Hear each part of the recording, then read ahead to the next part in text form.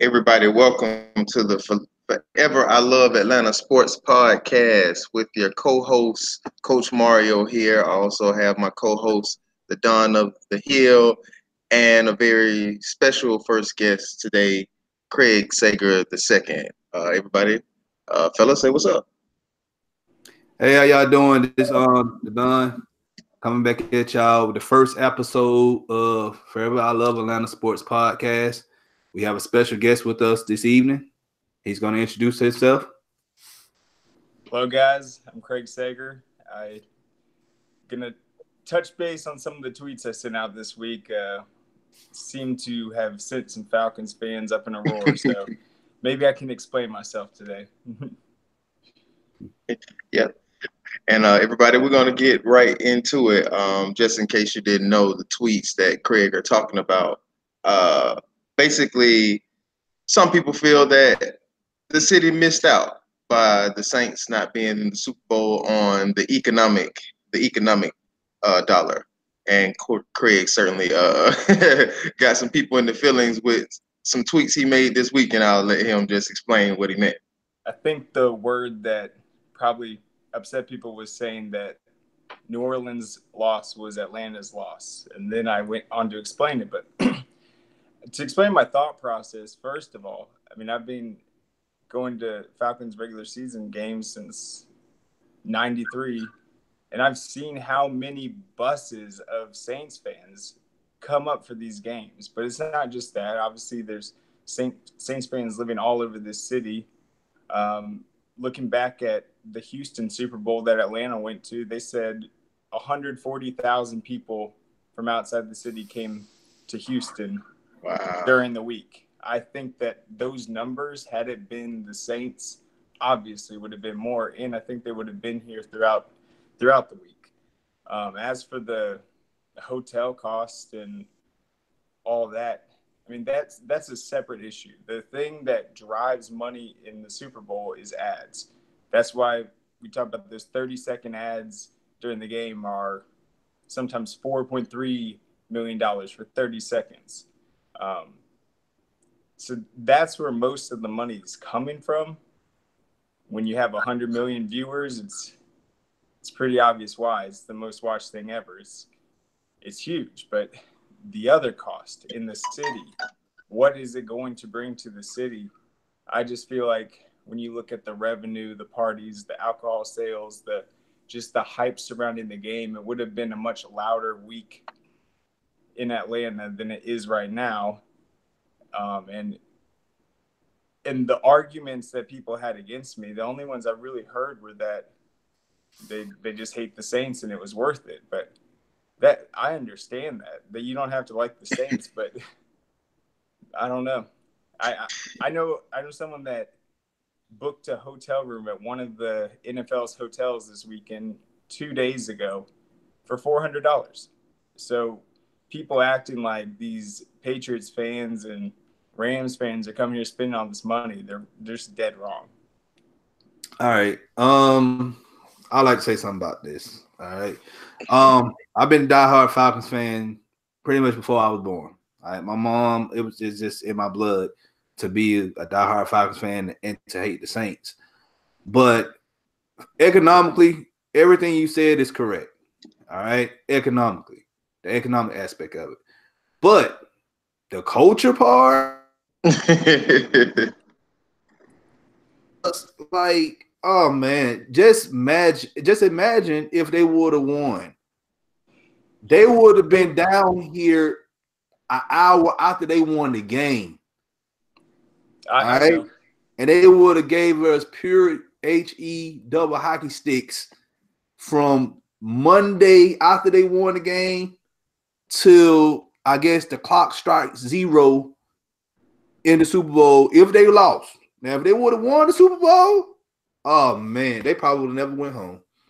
The trolling would have been. I mean, how could we top that? Because I know several years ago, when we had the chance to beat the 49ers and go play in their dome.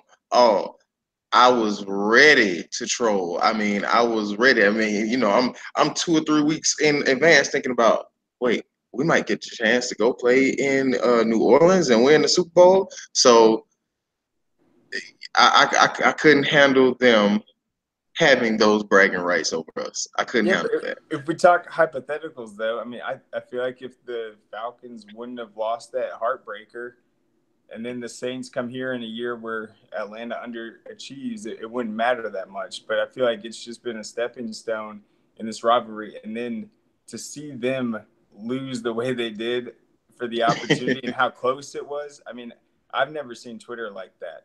But what I was seeing was a lot of people saying that the city would have been in mass chaos or they would have trashed the city. Do you realize how much security there is for the Super Bowl? If people think that people would have been out there fighting or destroying things, or I even had people say mass violence, they're just kidding themselves. That wouldn't have happened. It would have been hard to take, but let's not over exaggerate the fact that there's a lot of people in this city that aren't necessarily Saints or Falcons fans. There's a lot of just football fans here. It's not everyone. I think having the Saints Falcons dynamic would have brought a lot of people out, and it just would have generated more hype. And to me, it's not about the money. You host a Super Bowl for PR for your city, and I hope that. I mean, obviously, Atlanta's going to do a good job with this, but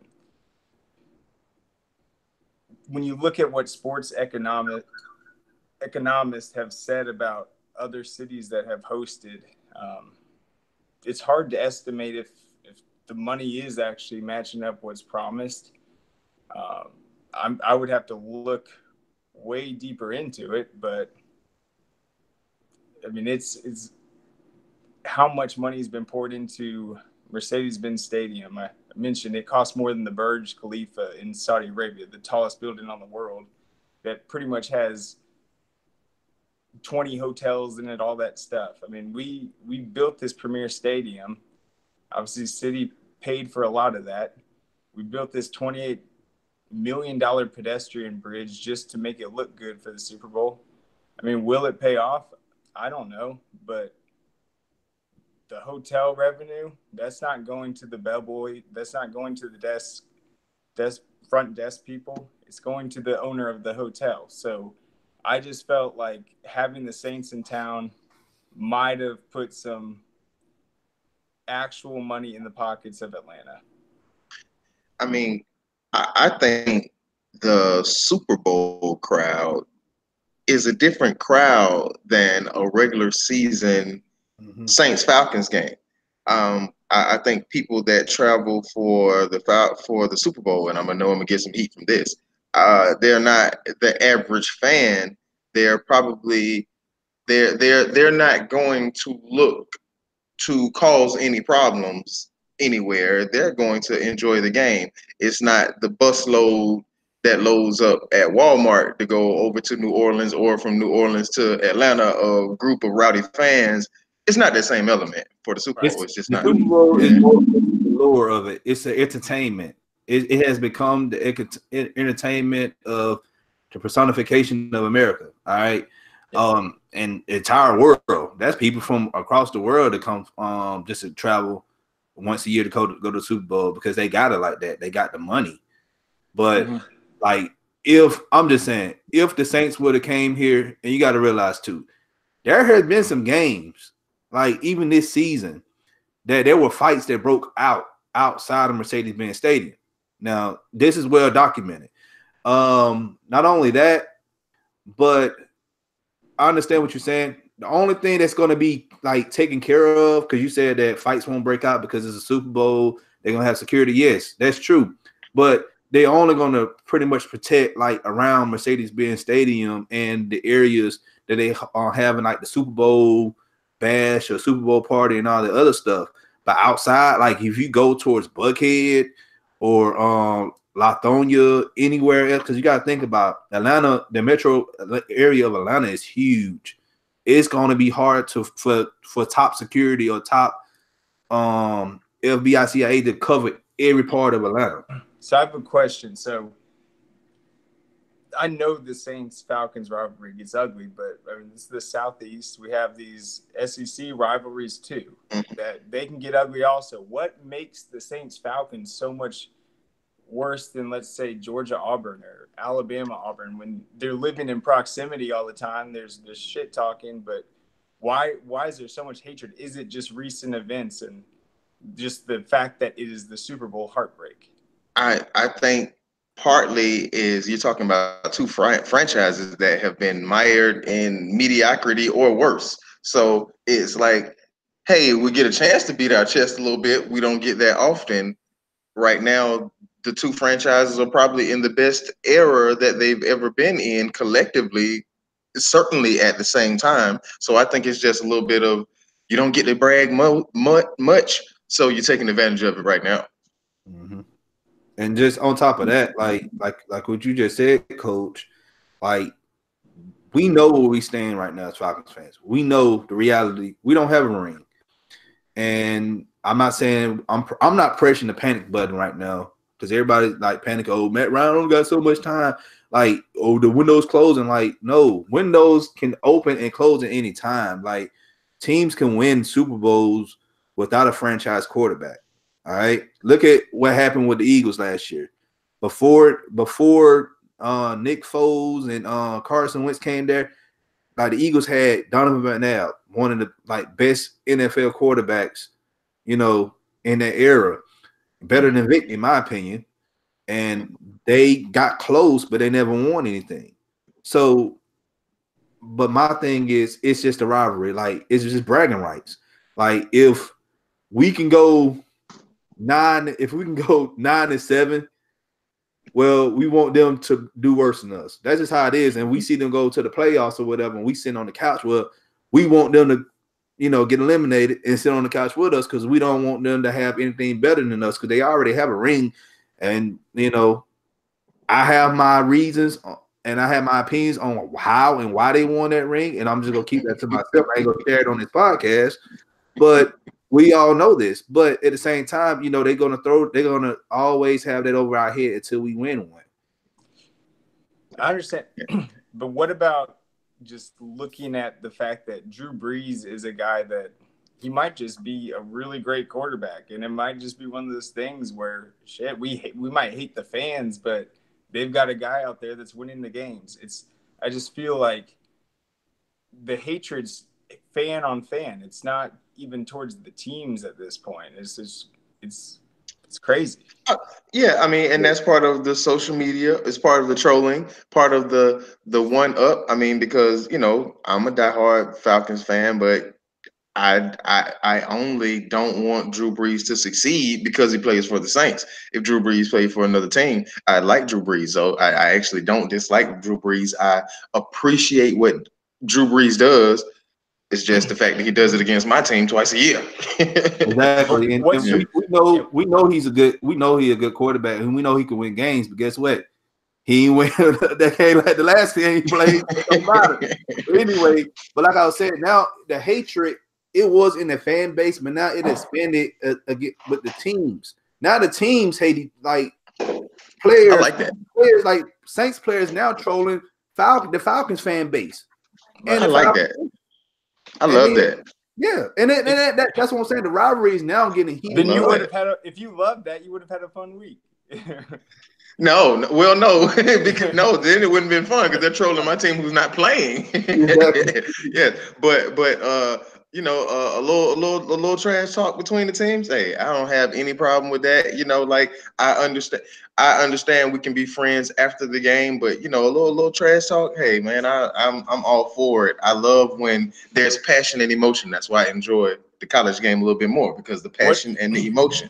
What do you think this missed opportunity though in the Saints heartbreak? What do you think this does for the rivalry next year at these Falcons Saints games? Just knowing I can't wait. Do you think it's finally taken that step where the league has seen the actual hate? Yes. I think you know we're not on Kansas City and Denver yet or Baltimore and Pittsburgh, but to these two cities to the south, it means a lot. I'm sure everybody remember Chad Johnson's tweets early in the year where he was surprised at the level of hate between Falcons and Saints fans. It's real here because, you're talking about Falcons and Saints fans. We're talking about Georgia and New Orleans, but we're also talking about Alabama and Mississippi, who are trapped between those, who some root for the Falcons, some root, a lot of Cowboys fans in there too, some root for New Orleans. So we're not just talking about two states. We're talking about the bottom southeastern part of the United States. Yeah. And the thing is, going back to what you said about Chad Johnson, and I told Chad Johnson as well, like, y'all have never, like, this hatred's been going on for years, decades, but it's just now heated up because both franchises are pretty much neck and neck. They're neck and neck. They've been good for the past decade. All right. One has won Super Bowl. We have went to the Super Bowl, but we just never, got the job done. And both have two good quarterbacks. All right. And now the league and everybody else has been catching on to this rivalry. Like, before then, no one cared about the Saints and Falcons because we was trash. Like, be honest with you, we were trash. Like, did nobody care? We weren't winning. It wasn't like the Cowboys, Cowboys and Redskins, they got rings. Both teams got rings. All right. Now, everybody catching on saying that, oh man, this is a good rivalry. Now they putting our games on Sunday nights and Monday night games, like we never had, like, outside of when they went back to after Katrina, that was like the only, like, Falcons and Saints game that was like prime time. That's a good take. I still remember that game, that kickoff, and sitting there saying, "Oh man, we're gonna lose this one." You could tell from kickoff. I knew when they announced the schedule that year, we were losing that game. Of course, we weren't going there with no, man. I already knew that. Come on, man. Yeah. Craig, I want to switch gears a little bit, and I want to ask you. We avoided it, but had the city, inclement weather affected the city, how do you think that would have affected future Super Bowls being here? Because we all know that Arthur Blank is trying to have the Super Bowl here every 5 to 6 years. How do you think that would have affected if the weather was affected this week, I should say? He was pretty confident. I remember when the announcement happened, I think it was in April, and he said, "Oh, the weather's always like this." It was a nice, like 68 degrees. Like, okay, yeah, right.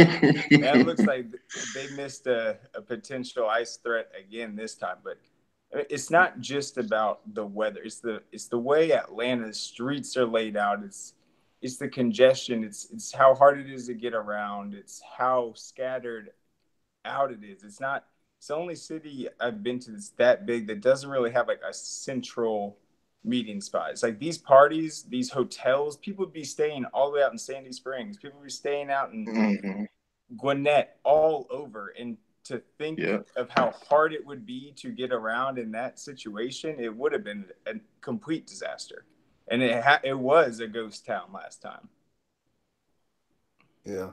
I remember the Super Bowl in 2000, and a lot of people point at that and say, well, that's the reason why Atlanta ain't never got a Super Bowl. No. The truth was the Georgia Dome, even though Georgia Dome was true and dear to our hearts. All right. And I still miss it to this day. Same here. That was my home. Yes. But the thing was, domes, in the mid 2000s, domes were becoming obsolete. Like, you had to have either a retractable roof stadium, a brand new shiny retractable roof stadium, or you had to be in a brand new stadium in the South that never gets cold to host a Super Bowl. Mm-hmm. And, that's why Arthur Blank, he pretty much worked real hard to try to get Mercedes-Benz Stadium built, and he did it. He spent 80% of his money, into that stadium. Mm-hmm. Whether we get mad or not, I believe we're gonna have another future Super Bowl here in the next 5-6 years.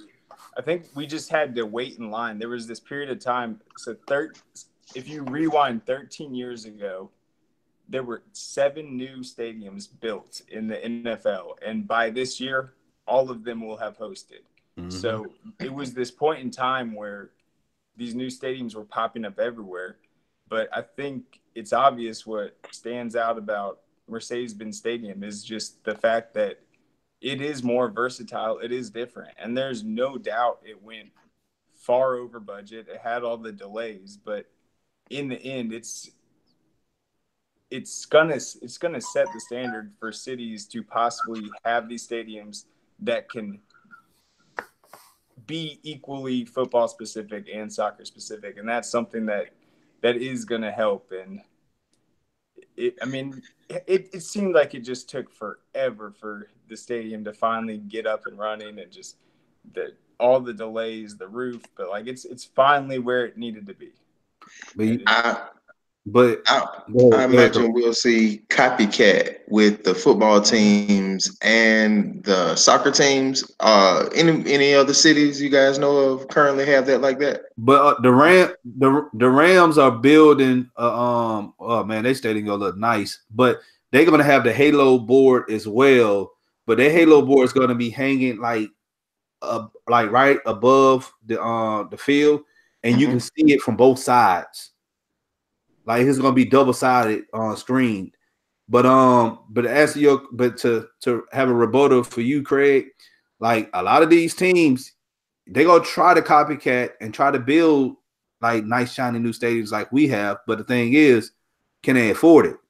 Because some owners of certain markets cannot afford to build billions of dollars of stadium. Because now to get a nice new stadium, like $1.5 billion. LA and Vegas are building stadiums. Anybody else building stadiums right now that you guys know of besides Las LA and Vegas, Vegas? Las Vegas supposed to be building one. We know Los Angeles they building one. The Buffalo they trying to build one. If they don't build, they say if they don't build one, they might move out of Buffalo entirely.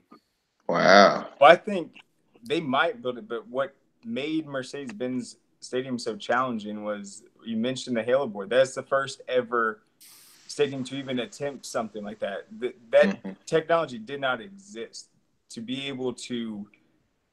I mean, I don't even know how sophisticated that had to be. Then the mega columns that never existed before, and then the roof itself with the delays. This guy who was a they call him a mechanical engineer that he created that toy that kind of expands like this. He was the one that pushed the button on the model to say if it was going to work or not.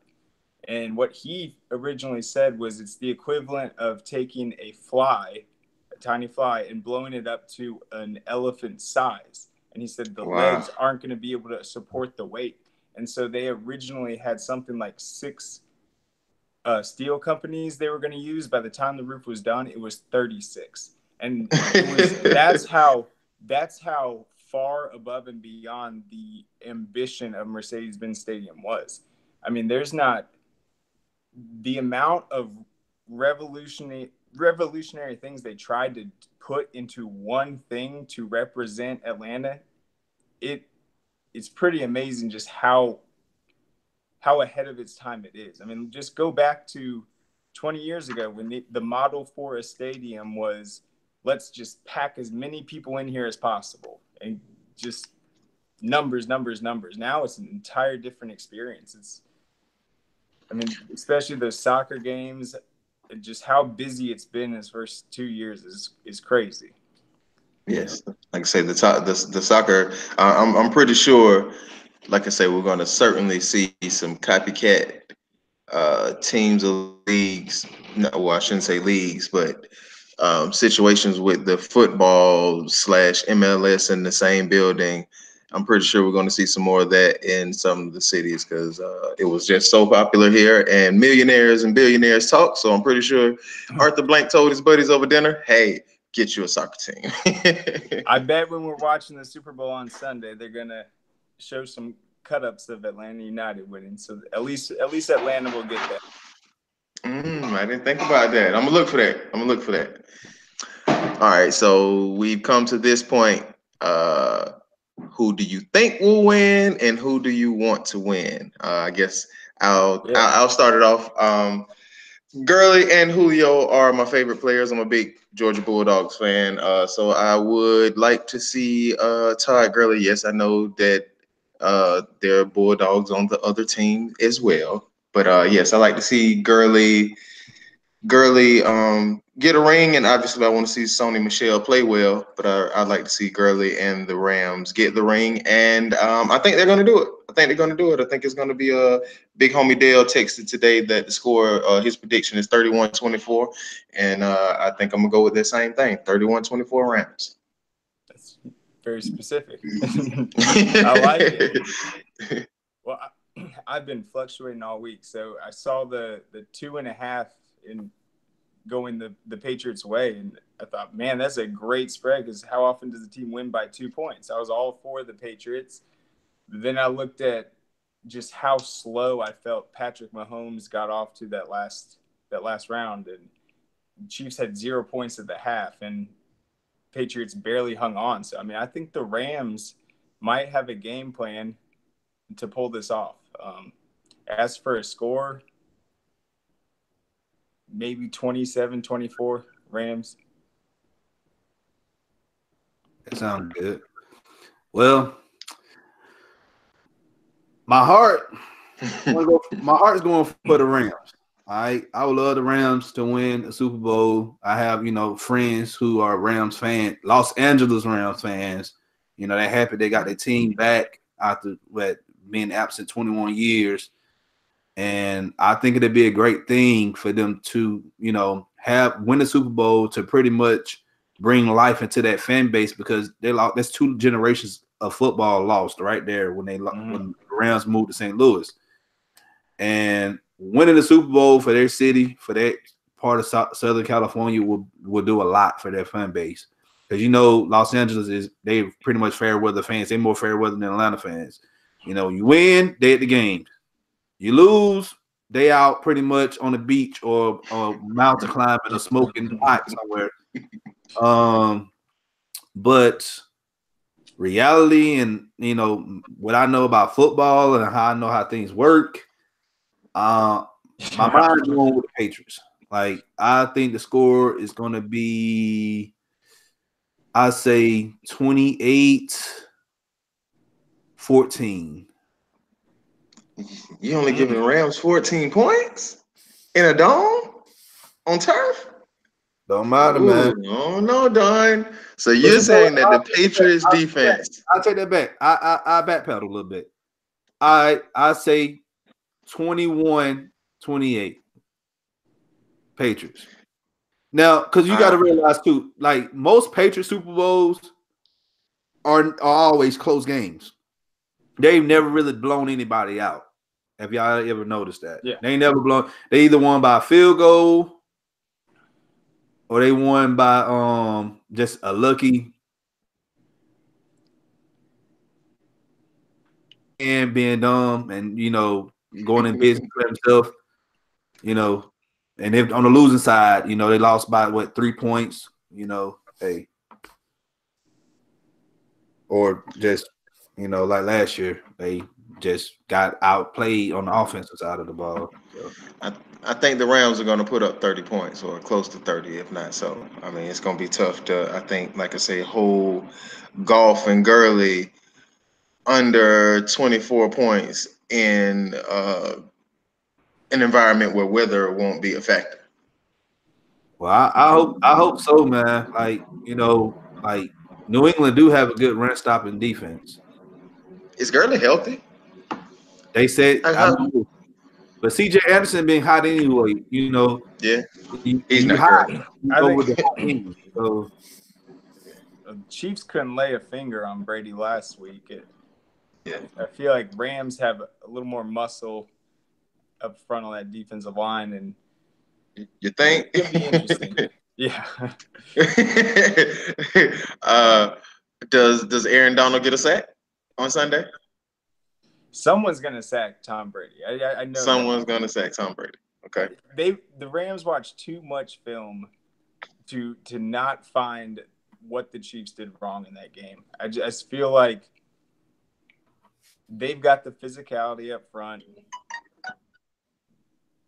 Really, I mean, watching that last game, I've never seen a team complete so many 3rd and longs like the Patriots did. It was unbelievable. Yes. Over and over and over again, up the middle, all over. I mean, if they can just figure that out and just cut into that third down conversion percentage, they might have a chance. And also just the way the Patriots able to run the ball in the red zone like that and on the goal line, the Chiefs they just got beat on the line of scrimmage the entire game.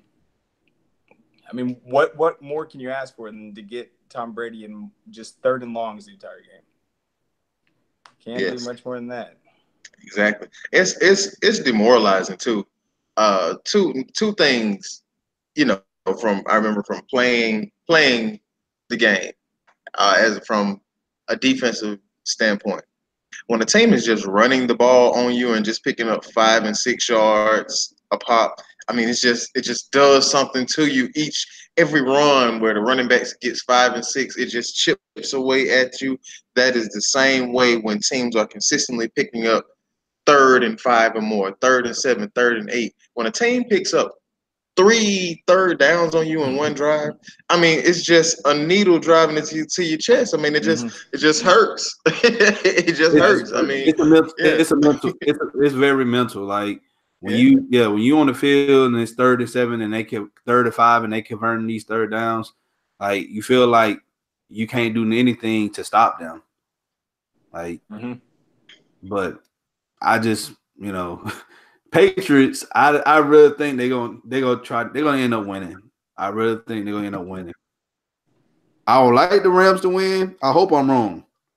I would like the Rams to win, but the way the Patriots been playing,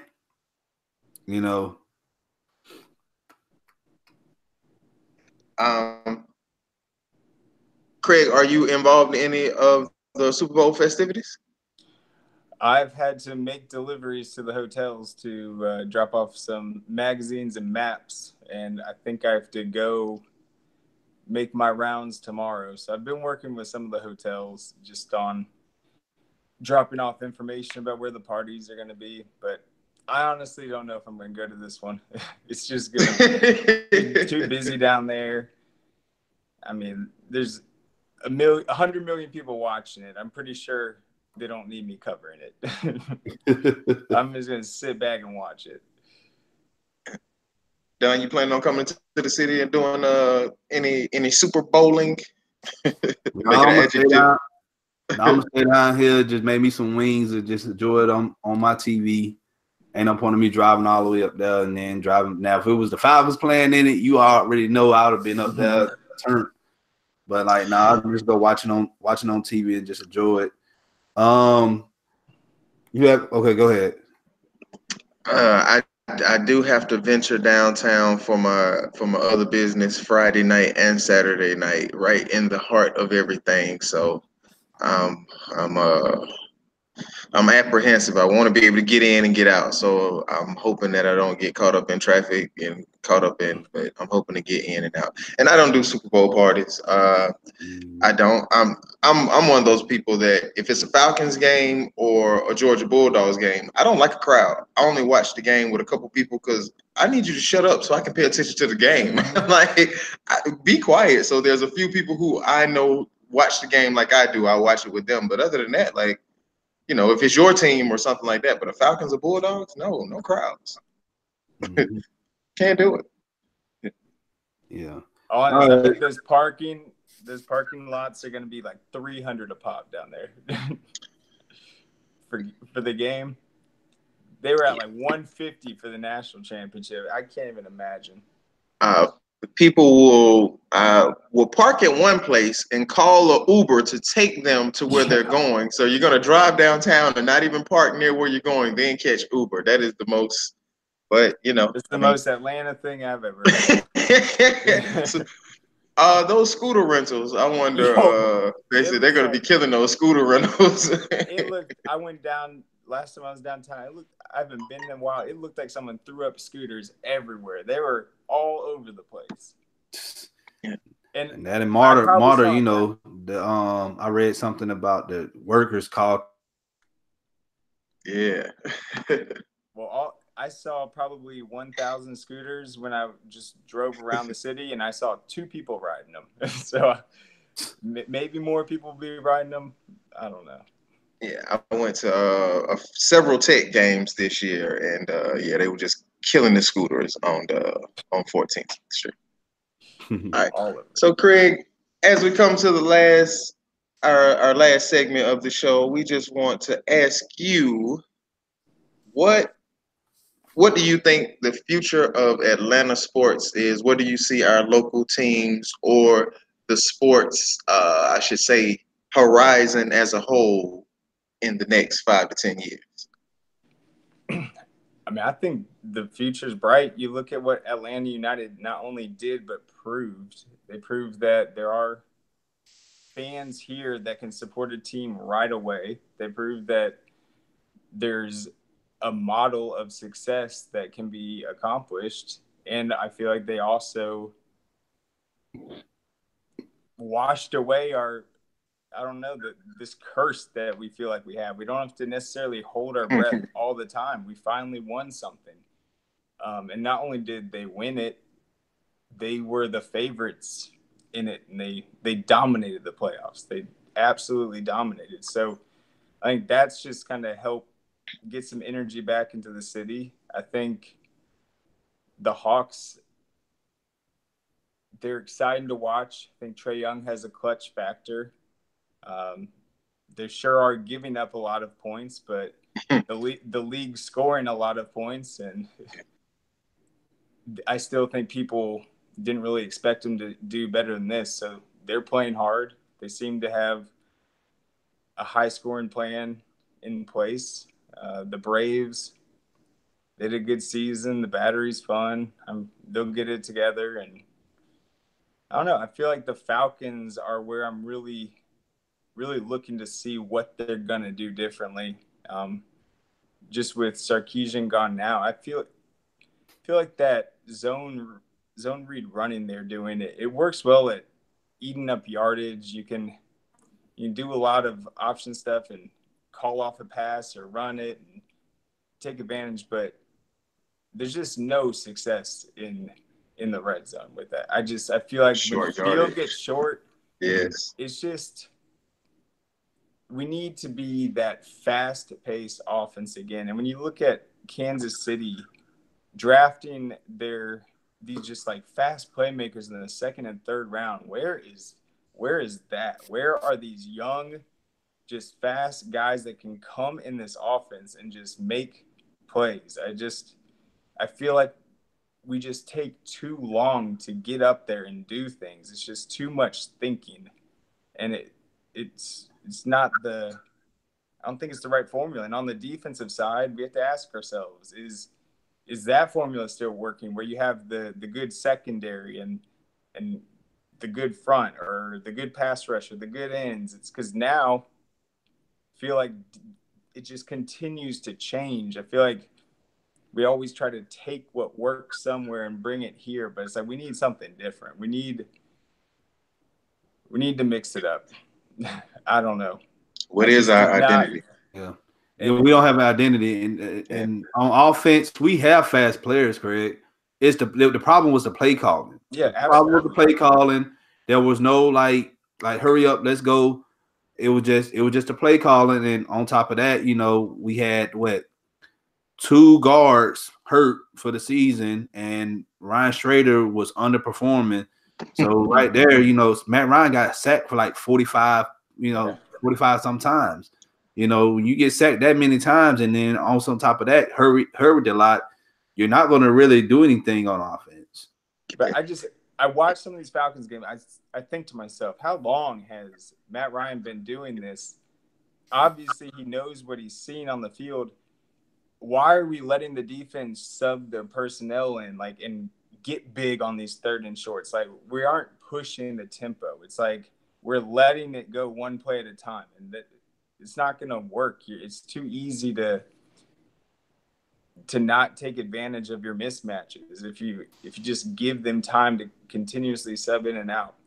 And I just wish they would just draft some SEC guys. I mean, you can do your research, but there's this durability factor. I feel like when you take these SEC defensive guys, they've been through these physical games, and I mean, obviously Clemson's going to have a ton of first rounder. Those guys, no disrespect against those beasts on the defensive line, but man, we've been missing out. Battle tested. That's one thing that I say about the SEC teams. I hate to be an SEC homer, but I believe, like you say, Craig, they're battle tested. Week in and week out, especially in the trenches, you're going against other NFL guys. So you're not going against a guy who, barely made it, on the roster. Yeah. Like I said, they're battle tested. Yeah. I mean, there's a ton of talent, but I feel like what hurt them last year, this is what happens when you have like the highest paid offense of all time. You're thin on defense, and we saw what happened those first couple weeks. I mean, the entire defense got decimated just right in the first quarter of the season, and then you really have to scramble. And I mean, they played hard, they did their thing, but still I want to see Trufant get his game back too. I mean, he's ever since that pectoral, I feel like he's lost that jam, that physicality. He used to be a pretty tough matchup out on the corner. We'll see. I'm watching the Falcons closely. Yeah, we all watching. And I just hope. I'm pretty sure we're going to make a lot of moves in the free agency, drafting. Like we're going to be keep a lookout on this on our channel and this podcast. We're going to be doing a lot of like scouting and like draft reports. Leading all the way up to the draft this season, and also take a look at Lieutenant Dan Unintentional Grounding on YouTube. He does a lot of player breakdown, like a lot of film. He does a great job with that. A guy I'm hoping that we draft in the first round is Christian Wilkins out of Clemson. I think he'll fit in our system well on the defensive line.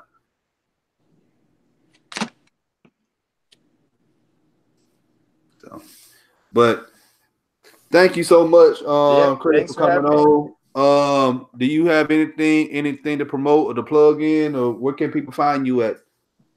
Just find me on Twitter. I'm still doing the same thing I've been doing for a long time. I'm trying to put some finishing touches on a book for Atlanta United, but that's not my baby, so I'm not allowed to really promote any of it, but it should be good, and I'm excited about that. I didn't know much about soccer at all. I had to study the game, take a little break from watching football, but I don't know. It's pretty exciting what's happening here in Atlanta, and especially got the Final Four coming here next year. Think it's good times. We just gotta recognize it. Yes, that and win more championships. I know. Well, I'm excited about that Atlanta United book. Whenever that drops, hey, think of us and try to. Sure. Yeah.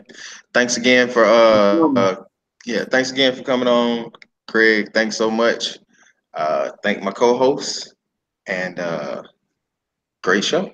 And one more thing, I will concede the fact that I understand why people do not want the Saints here. I get it. It's Thank you. I get it. Yes. Yes. You guys have a good one. Thank you. You too. Right. Hold on, Coach. Mm-hmm. Hold on. All right, Craig. We'll see you later, man. Appreciate it. My friends. Thank you, Craig. Have a great one. Have a great evening. All right. Well, ladies and gentlemen, I hope y'all enjoyed tonight's show. We'll be back again soon. Probably we'll record again Monday, the day after the Super Bowl. We'll pretty much review the game, takes, all that. Please, if you like what you saw in the night's show, please comment, please like, please share with your friends, your mama, daddy, cousin, whoever. Come on the show. With all the support. If you want to come on the show, if you have any takes. Live tweet during the show. You can comment on the YouTube. And like I say, also send us some show topics. You got a good idea? Send us some show topics, or you got a good point of view. Send us some show topics. We'll have you on, just like Craig. Hey, explain your point of view, and we'll go from there. And most important, please subscribe to our channel. Please subscribe to our channel. Do that. Hit it, like blow it up. All right. Y'all have a good evening. This has been the Don. Gotta let them know where to find you on Twitter, Don. They good on that. Y'all have a good one. All right. Peace.